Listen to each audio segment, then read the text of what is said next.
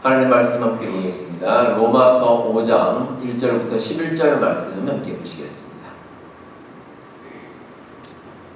신약성경 로마서 5장입니다. 1절부터 11절까지 한 절씩 교독하겠습니다. 그러므로 우리가 믿음으로 의롭다 하심을 받았으니 우리 주 예수 그리스도로 말미암아 하나님과 화평을 누리자.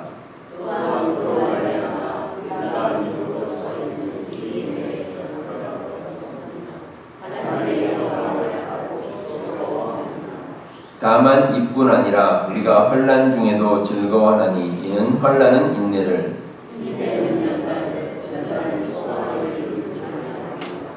소망이 우리를 부끄럽게 하지 아니함은 우리에게 주신 성령으로 말미암아 하나님의 사랑이 우리 마음에 부은 바 됨이니,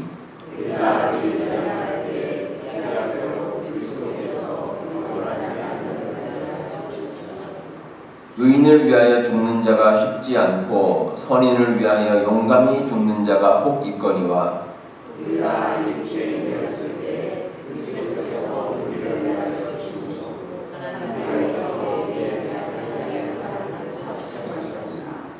그러면 이제 우리가 그의 피로 말미암아 의롭다 하심을 받았으니 더욱 그로 말미암아 진노하심에서 구원을 받을 것이니,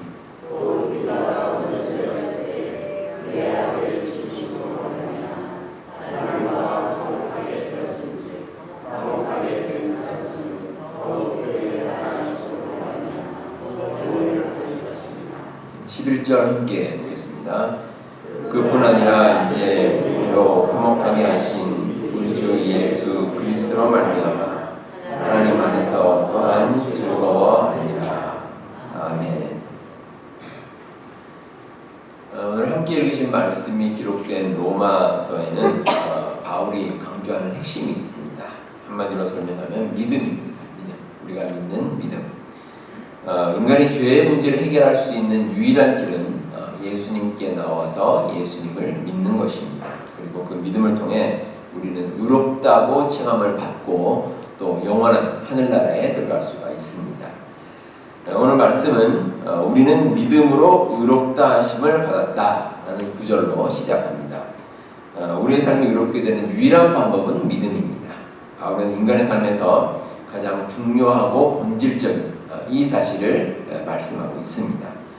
그러고 나서 이어지는 말씀에서 그렇다면 믿음으로 의롭게 된 사람은 어떠한 삶을 살아야 할 것인가에 대해서 설명하고 있습니다. 자, 여기 계신 여러분들도 우리가 다 이제 믿음으로 우리 하나님께 의롭다 칭함을 받았습니다. 그러면 이제 우리가 어떤 마음으로 이 세상을 살아가야 될 것인가? 말씀을 통해서 몇 가지 한번 살펴보도록 하겠습니다. 먼저 우리는 믿음으로 의롭게 된 후에 예수 그리스도로 말미암아 하나님과 화평함을 누릴 수 있게 되었다. 이렇게 기록하고 있습니다. 자, 이 말씀을 잘 생각해 보시면 하나님과 화평을 누리게 되었다. 예수님 믿고 난 후에. 그럼 반대로 되면 어떻습니까? 예수님 믿기 전에는 하나님과 화평한 관계가 아니었다는 겁니다. 하나님과 화평하지 못했습니다. 왜냐하면 우리에게 죄가 있었고 그리고 그 죄를 해결할 수 없었기 때문입니다. 우리가 하나님께 나아가는 데 있어서 장벽이 있습니다. 그 죄라는 장벽이 있기 때문에 그 장벽 때문에 우리가 쉽게 나아갈 수가 없습니다. 근데 예수님께서 그 모든 문제를 다 해결해 주셨습니다. 그런데 이 죄의 문제는 아무나 해결할 수 있는 것이 아니었습니다. 그래서 인간이 오랜 세월 하나님과 함께하지 못함에도 불구하고 인간 스스로는 그 문제를 해결해낼 수가 없었습니다. 하나님께서 예수 그리스도를 이 땅에 보내주셨기 때문에 예수님을 통해서 그 모든 문제가 해결함을 받을 수 있었습니다. 자, 그런데 이런 예수님의 역할에 대해서 우리가 잊지 말아야 할 사실이 하나 있습니다. 십자가의 고난입니다. 예수님께서는 우리와 하나님의 관계를 화목하게 만들게 하시기 위해서 그냥 아무 일도 하지 않으신 것이 아닙니다.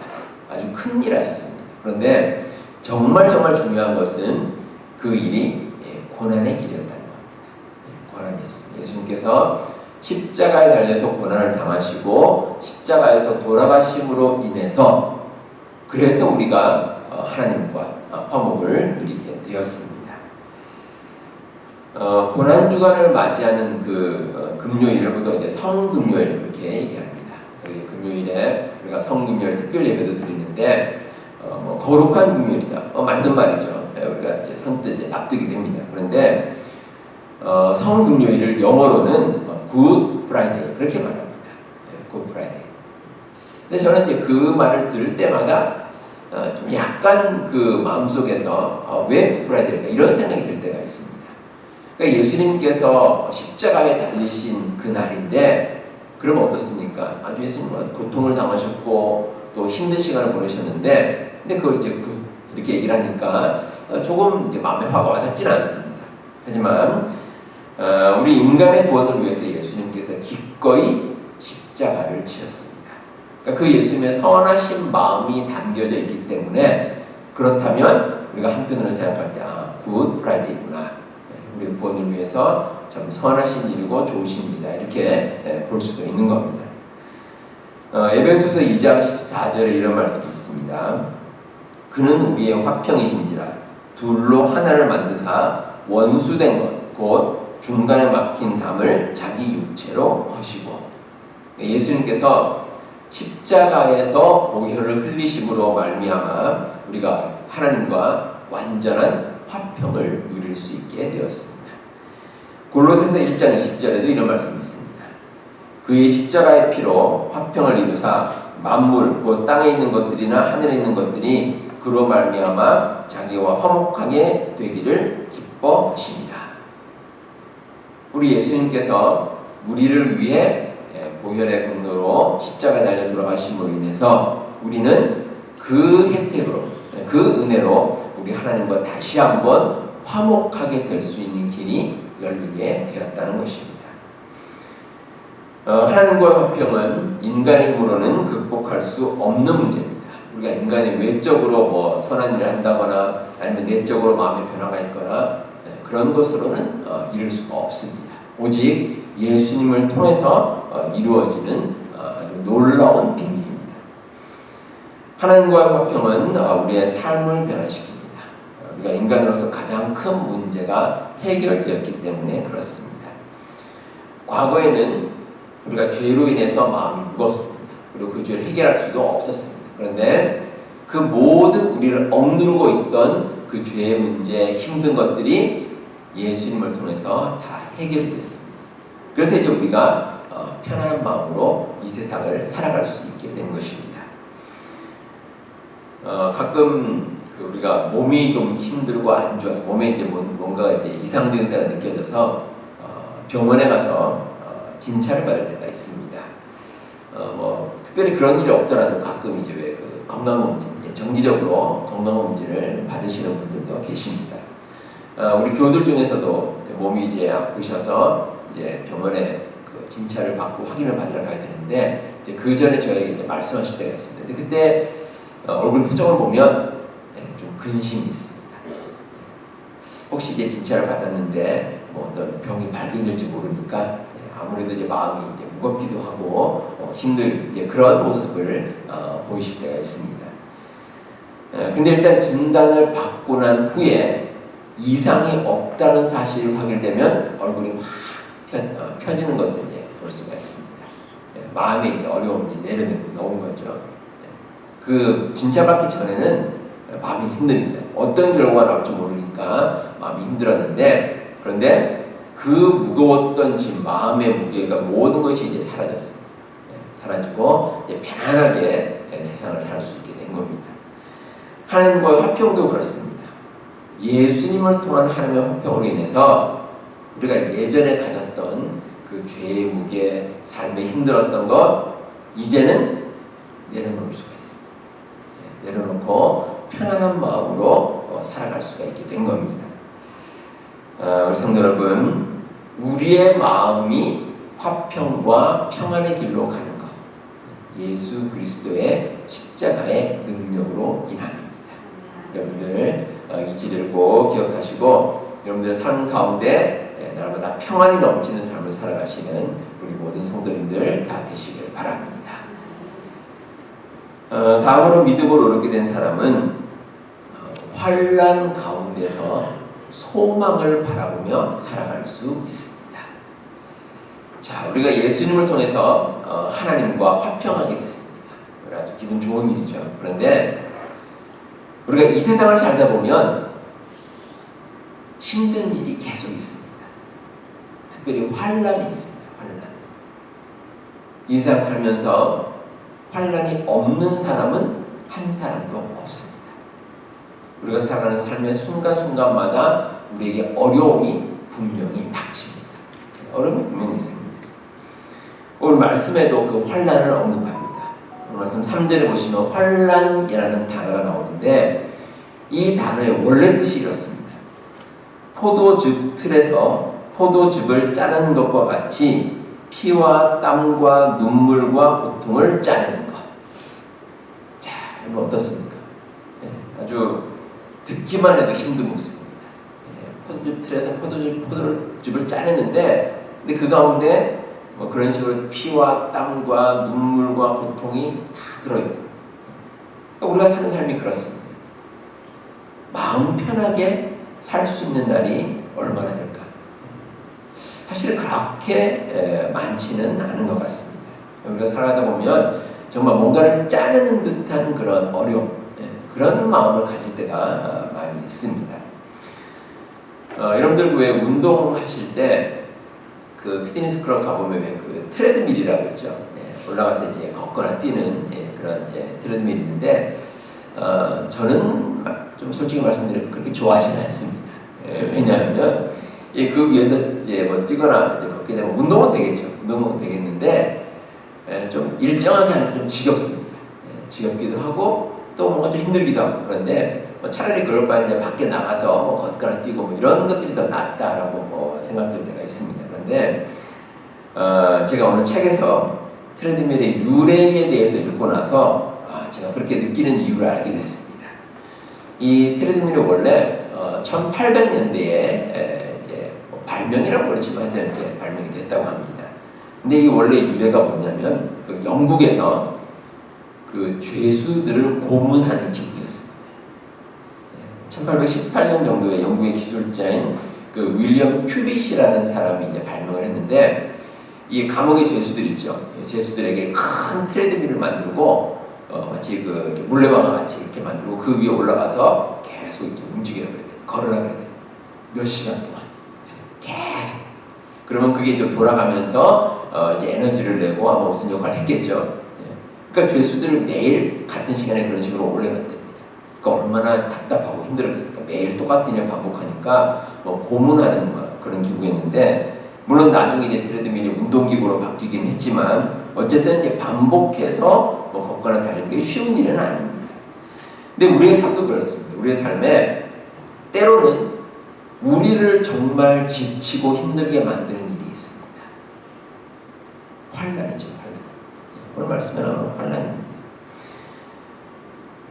근데 믿음으로 어렵게 된 사람은 그 환난에 대한 대처가 믿지 않는 사람들과 다릅니다. 분명히 다릅니다. 3절과 4절에서 다만 이뿐 아니라 우리가 환난 중에도 즐거워하나니 이는 환난은 인내를, 인내는 연단을, 연단은 소망을 이루는 줄 알미로다. 이렇게 말씀하고 있습니다. 자, 일단 믿는 사람은 환난 중에서도 즐거워합니다. 왜 즐거워할까? 이유가 있습니다.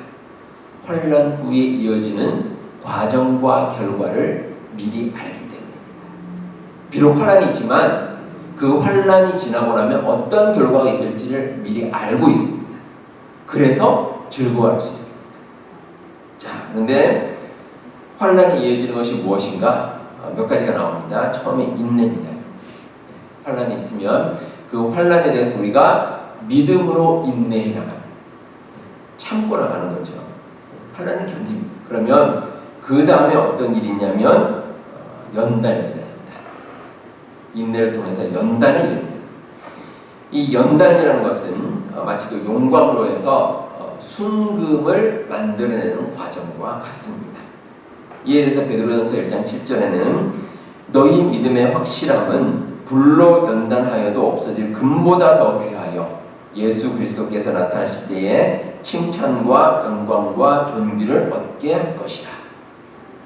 이러한 연단의 과정을 거쳐서 우리에게는 정말 기분 좋고 또 놀라운 영광이 함께 한다는 겁니다. 그래서 우리가 그 연단을 이겨낼 수가 있습니다.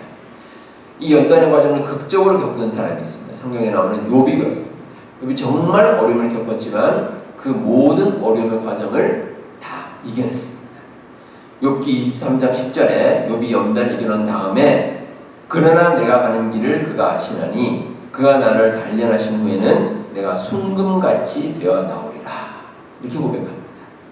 비록 연단의 과정이 힘들긴 하지만 그러나 그 과정을 이겨내면 순금처럼 나올 수가 있습니다. 그 과정이 아주 은혜롭게 놀랍게 우리에게 이루어진다는 것입니다. 자, 그런데 이 환난을 겪는 과정, 연단은 그래서 두 가지 특징을 가집니다. 하나는 반드시 필요하다는 겁니다. 반드시 필요합니다. 우리 믿는 사람에게는 연단이 반드시 있습니다. 만약에 연단이 없으면 하나님의 자녀라고 볼 수가 없습니다. 그 연단의 과정이 반드시 있습니다. 또 하나는 연단의 결과입니다. 그 연단의 과정은 힘들지만 결과는 달콤합니다. 우리에게 유익이 있습니다. 마치 불순물이 다 제거되고 순금이 나오듯이 우리가 그런 모습으로 나타날 수가 있습니다. 얼마나 좋은 일인지 모릅니다. 이렇게 연단을 거치게 되면 마지막으로 도달하는 자리가 있습니다. 소망입니다. 소망. 우리에게 소망이 있습니다. 우리가 환난을 당할 때 그 환난을 인내하고 또 연단을 거쳐서 소망의 자리에 이릅니다. 그런데 이렇게 소망을 가질 수 있는 근거가 있습니다. 예수님의 부활입니다. 예수님께서는 고난을 겪으신 후에 죽음에서 부활하셨습니다. 그래서 우리가 그 예수님의 부활을 믿고 나가는 과정 가운데 우리는 소망을 가지고 이 세상을 살아갈 수가 있습니다. 이에 대해 바울은 고린도전서 15장 17절에서 이렇게 말씀합니다. 그리스도께서 다시 살아나는 일이 없으면 너희의 믿음도 헛되고 너희가 여전히 죄 가운데 있을 것이요. 그리고 19절에서 만일 그리스도 안에서 우리가 바라는 것이 다만 이 세상의 삶뿐이면 모든 사람 가운데 우리가 더욱 불쌍한 자이리라. 자, 이 말씀을 잘 보시면 우리가 만약에 살아가는 모든 것이 이 세상이 끝이라고 생각하면 바울도 고백하면 불쌍하다는 겁니다. 이 세상이 끝이면 우리가 이렇게 힘들게 믿고 살 이유가 없다는 겁니다. 그렇죠? 이 세상 삶이 끝이라면 우리가 이 세상에서 그냥 즐겁게 살면 됩니다. 우리 마음, 내 마음대로 내가 원하는 대로 살면 됩니다. 그런데 그게 아니라는 거죠. 우리가 사는 삶이 이 세상의 끝이 아니고 우리에게는 영원한 생명이 있기 때문에 비록 이 세상에서 우리가 때로 어려움을 겪을지라도 그 어려움을 담대하게 이기고 나갈 수 있다는 겁니다. 우리에게 소망이 있기 때문에 그렇습니다. 자, 여기서 우리가 한 가지 짚고 넘어가야 될 것이 있습니다. 우리를 살리시기 위해서 예수님께서 십자가에 달려 돌아가셨는데 그때 우리 인간의 상태가 어떤 상태냐는 겁니다. 9절에 보시면 8절에 보시면 우리가 아직 죄인 되었을 때